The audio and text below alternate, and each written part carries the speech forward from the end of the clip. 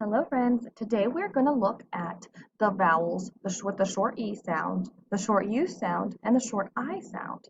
But in these words, they won't just have an E or just have a U or just have an I.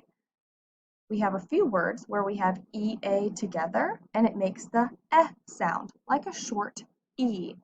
We see that in the word bed. We see EA together, and a lot of times we have that rule that when two vowels go walking, the first one does the talking.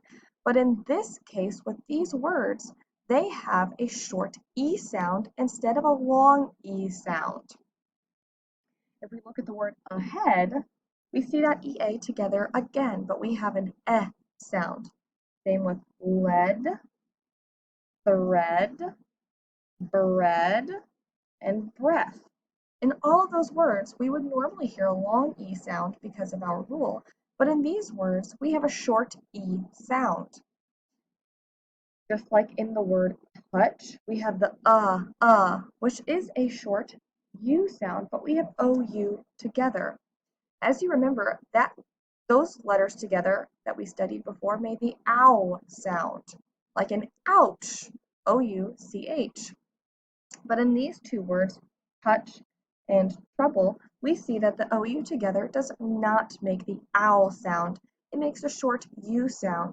T, ch, and t, bull. In the words gym and myth, we see that we don't have an I at all, but we hear an I. In the word gym, we see that Y makes an I sound. And in the word myth, we see that Y also makes a short I sound. So here we have our short E sounds and our EA. Then we have our short U sound and our short I sound. So in this first part, you are just going to be sorting those words based on those letters that you see. Below, you will read each group of words and circle the word that does not fit the spelling pattern.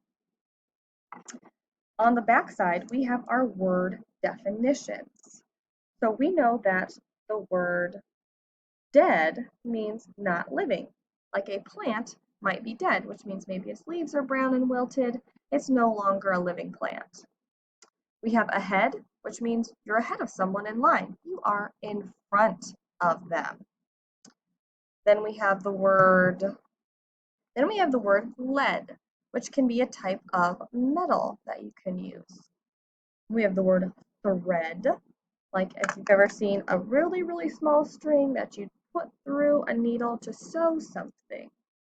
And we have bread, which we know is the food we eat. Like if we had a sandwich, we might use bread to make our sandwich. We have the word breath, which is you breathing in and out. You have your breath. And you might say if you've been running for a long time that you are out of breath. That means you're breathing heavily. You're kind of trying to catch your breath because you were just running around. You have the word touch. We know what that means, using our hands to touch something. Trouble. That means you're having some problems and difficulties. You are in trouble for maybe a wrong choice that you might have made.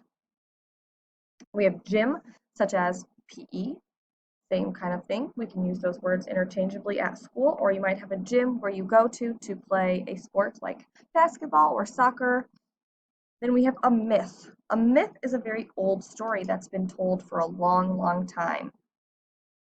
So as you go down, fill in the word that matches the definition.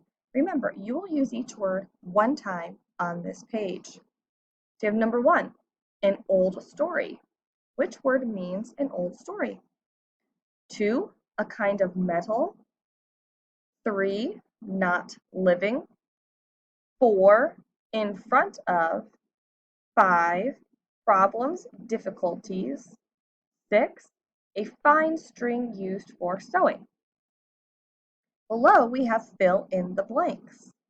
Number 7, Dad baked a loaf of blank. Number 8, we played soccer in blank class. Number 9, Jim felt out of blank after he swam across the pool. Number 10, never blank wild animals.